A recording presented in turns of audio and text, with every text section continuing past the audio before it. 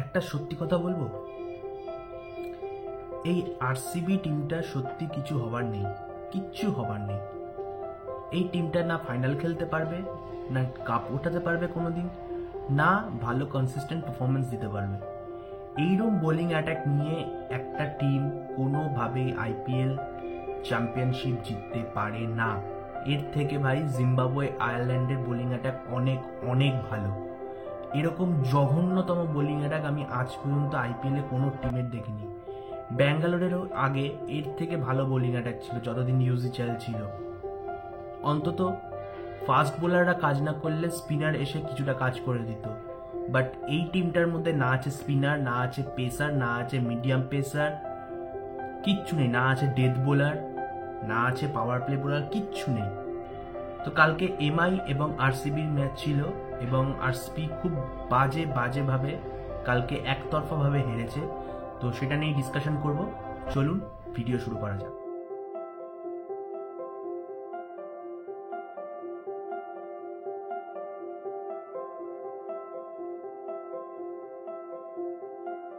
MI versus আরসিবির ম্যাচে যেরমভাবে কালকে RCB খেলেছে, সেটা ব্যাটিং এর দিক থেকে হোক, বোলিং এর দিক থেকে হোক, অতীব জঘন্য ক্রিকেট।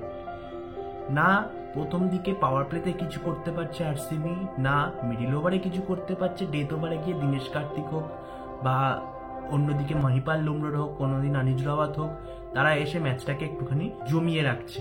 তো বেসিক্যালি বলতে গেলে আরসিবির যে ম্যানেজমেন্ট, সেই ম্যানেজমেন্টকে আমি একটা কোশ্চেন করতে চাই। সেটা হচ্ছে কি হিসেবে তারা অকশনে গিয়ে টেবিলে বসে। তারা না চুজ করে একটা ভালো বোলার, না চুজ করে ভালো মিডল অর্ডার ব্যাটসম্যান, না চুজ করে একজন ভালো ওপেনার, না এই টিমটার মধ্যে আছে খেলার একটা স্পিরিট। দেখেই মনে হয়, যখনই কালকে বোলিং এর প্রথম 3 কি 4 ওভার মতো যখন পাওয়ার প্লেতে বল করছিল, তখন দেখে মনে হচ্ছিল যে না একটুখানি রানটাকে তারা পাওয়ার প্লেতে একটুখানি স্টপ রাখছে, একটুখানি অ্যাটাকিং খেলছে, সুইং পাচ্ছে। টপলি কালকে সুইং পেয়েছে। প্রথম দিকে মনে হচ্ছিল যে না ঠিক আছে, আরসিবির লাইন লেন্থ ঠিক হয়েছে, একটুখানি ভ্যারিয়েশন এসছে, সুইং এসছে, খুব ভালো কথা। কিন্তু তারপরেই আসে মোহাম্মদ সিরাজ। আমি একটা জিনিস বুঝতে পারি না, মোহাম্মদ সিরাজ কিভাবে এই টিমটার বোলিং লিড করে। এবং মোহাম্মদ সিরাজ টি-20 ক্রিকেটে আমি মনে করি ভালো বোলার নয়, কোনোদিনই ছিল না, আজও নেই।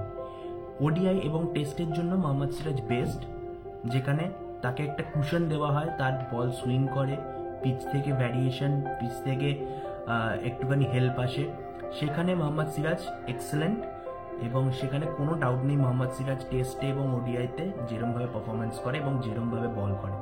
কিন্তু টি-20তে যেটা সবসময় অ্যাটাকিং খেলে যায় অন্যান্য ব্যাটসম্যানরা, সেখান থেকে কিন্তু তার বোলিং এক্সপোজ হয়ে যায়। এবং সেই এক্সপোজ কালকেও হয়েছে, তার আগের ম্যাচেও হয়েছে, পুরো সিজন ধরেই হয়ে যাচ্ছে, লাস্ট 2 সিজন ধরে। অন্যদিকে ম্যানেজমেন্টের কথা যদি বলি, তারা অকশনে যায়, গিয়ে কাকে চুজ করে? ইয়াস দয়াল কোটি দিয়ে ক্রিস গ্রিনকে নিয়ে আসে এবং তারা রিটেন করে কাকে? মোহাম্মদ সিরাজকে। কাকে ছেড়ে দিয়ে? ইউজিএলকে ছেড়ে দিয়ে তারা মোহাম্মদ সিরাজকে রিটেন করে মেগা অকশনে। মানে বুঝতে পারছেন, একটা ছোট বাচ্চাকে দিলে, ছোট বাচ্চাকে যদি এই টিমটাকে হ্যান্ডেলিং করতে, বা আরসিবির কোনো ফ্যানকে, ডাইহার্ট ফ্যানকে যদি বলা হয় যে তুমি এই টিমটার থেকে অকশনে গিয়ে এত পার্স দিচ্ছি তোমায়, তুমি একটা ভালো প্লেয়ার বা টিমটাকে বিল্ড করো, তারা এর থেকে বেটার টিম বিল্ড করবে। এবং তারা জানে যে আমার ইউজিএল ব্যাঙ্গালোরের মাটিতে কিরকম পারফরমেন্স করেছে, ওই ছোট গ্রাউন্ডে যেখানে ব্যাটিং উইকেট, পাটা উইকেট হয়, সেখানে ইউজিএল কিরকম পারফরমেন্স করেছে আর মোহাম্মদ সিরাজ কিরকম পারফরমেন্স করেছে। তা না হয় মোহাম্মদ সিরাজকে রেখে তিনি ইউজিএলকে ছেড়ে দিয়েছেন। এই তো ম্যানেজমেন্ট। এবং এদের থেকে এক্সপেক্ট করা হয় এরা টিম বিল্ড করবে। এরা বেসিক্যালি হচ্ছে আরসিবির ম্যানেজমেন্ট হচ্ছে বিজনেস পারপাসে তারা টিমটাকে ধরে রেখেছে। তাদের চাই একটা ব্র্যান্ড ফেস, যেটা বিরাট কোহলিকে দিয়ে তারা পূরণ করছে, কোনো Faf du Plessis, Dinesh Kartik, Glenn Maxwell এবং ক্রিস গ্রিনকে দিয়েও তারা, মোহাম্মদ সিরাজ, এদেরকে দিয়ে তারা ব্র্যান্ডটাকে আরো বড় করছে, অ্যাডভার্টাইজমেন্টটাকে বাড়াচ্ছে। এদের ক্রিকেটের প্রতি কোনো ইন্টারেস্ট নেই। আর একটা কথা, গ্লেন ম্যাক্সওয়েল, ভাই কি করছিস তুই? কি জন্য রয়েছিস এই টিমটার মধ্যে? কি জন্য? না আছে কোনো পারফরমেন্স, না আছে ফিল্ডিং, না আছে বোলিং, কিচ্ছু নেই, তাও টিমটার মধ্যে খেলিয়ে যাচ্ছে গ্লেন ম্যাক্সওয়েলকে। ভাই এই গ্লেন ম্যাক্সওয়েল, আমি কথা দিচ্ছি, আজকে ডেটটা লিখে রাখুন আপনারা, আমি আজকে ডেটে বলে যাচ্ছি, এই গ্লেন ম্যাক্সওয়েল যখন অস্ট্রেলিয়ার হয়ে খেলবেন আপনি ওর খেলা দেখবেন T20 ওয়ার্ল্ড কাপে। এই গ্লেন ম্যাক্সওয়েল হয়ে যাক, ক্রিস গ্রিন হয়ে যাক, এদের খেলা দেখবেন আপনি T20 ওয়ার্ল্ড কাপে। এরা হচ্ছে 1 নম্বরের ফার্জি ক্রিকেটার। গ্লেন ম্যাক্সওয়েল প্রথমত ফার্জি ক্রিকেটার। এরা টাকার জন্য আসে ইন্ডিয়াতে, IPL খেলে, 2-3 মাস ঘুরে ঠোরে ট্রাভেল করে। ওর তো ওয়াইফও ইন্ডিয়ার, আসে শ্বশুরবাড়ি ঘুরে ঠোরে দিয়ে চলে যায়। অস্ট্রেলিয়ার হয়ে তারা পারফর্ম করবে, এক পায়ে একটা লেগ নিয়ে 200 মারবে, দুটো লেগ নিয়ে 400 মারবে। তো এই তো প্লেয়ার। এরা যদি সত্যিকারে ক্রিকেটকে ভালোবাসতো তাহলে এই জিনিসগুলো হতো না। মানে ডিসগাস্টিং। এবং RCBর উচিত নেক্সট মেগা অকশনে থেকে টিমটাকে তুলে নেওয়া, না হলে ম্যানেজমেন্টকে পুরো স্যাক করার।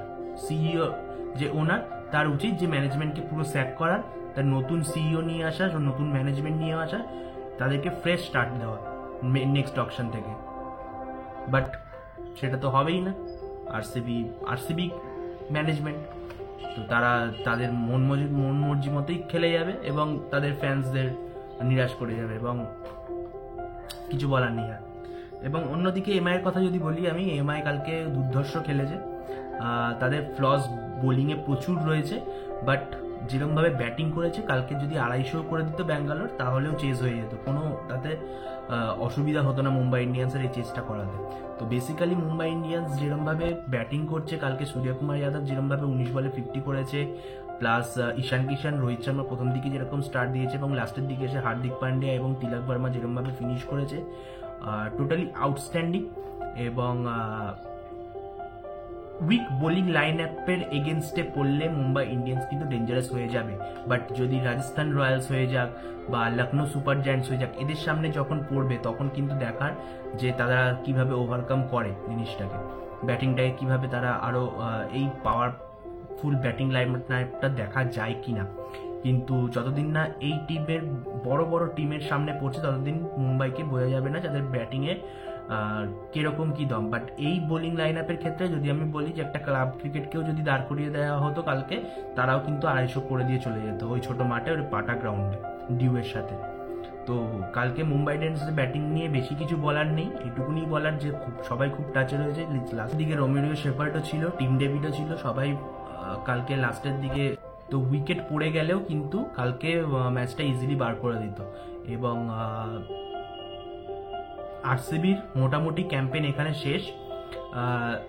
নেক্সট বড় বড় টিমের সাথে তাদের ম্যাচ রয়েছে এবং নেক্সট সানরাইজার্স হায়দ্রাবাদের সাথে ম্যাচ রয়েছে ব্যাঙ্গালোরে। কি হবে জানি না, সেখানে 270 কি 250 এরকম উঠেও যেতে পারে, কিছু বলার নেই। Abhishek Sharma, Heinrich Klaasen, Aiden Markram যদি একবার শুরু করে দেয় খেলা, ট্রেভিস হেড একবার যদি খেলা শুরু করে দেয় এই বোলিং লাইন আপের সামনে, তাহলে 220-30 ইজিলি উঠে যাবে, তাদের কোনো এতে কোনো সন্দেহ কিছু নেই। এবং আরসিবির উচিত যে নেক্সট মেগা অকশনে কিভাবে কি যাবে না যাবে, কাকে কাকে রিটেন করবে না করবে, আমার তো মনে হয় বিরাট কোহলিকেও ওদের ছেড়ে দেওয়া উচিত। এরকম টিমে বিরাট কোহলি থাকা উচিতই নয়। যেই টিম শুধু নিয়ে যায় কিছু দেয় না, সেই টিমের এগেইনস্টে খেলা, সেই টিমের হয়ে না খেলাই ভালো। এখানে বিরাট কোহলি একতরফা খেলে যাচ্ছে, একতরফা নিজের পারফরমেন্স দিয়ে যাচ্ছে, বাট টিম থেকে কিছু পাচ্ছে না। তো সেই সব টিমের মধ্যে আমার মনে হয় বিরাট কোহলি খেলা উচিত নয়। অন্য টিমে চলে যাক, বেটার টিম, অনেক ভালো পারফরমেন্স হবে এবং সেখানেও পারফরমেন্স দেবে এবং টিমও তাকে হেল্প করবে। দুদিক থেকে সাপোর্টটা বজায় থাকবে। তো এতটাই বলার ছিল। এবং ভিডিওটা যদি ভালো লেগে থাকে প্লিজ লাইক করবেন, শেয়ার করবেন, চ্যানেলটাকে সাবস্ক্রাইব করবেন এবং সবাই মিলে বলুন রিপ আরসিবি।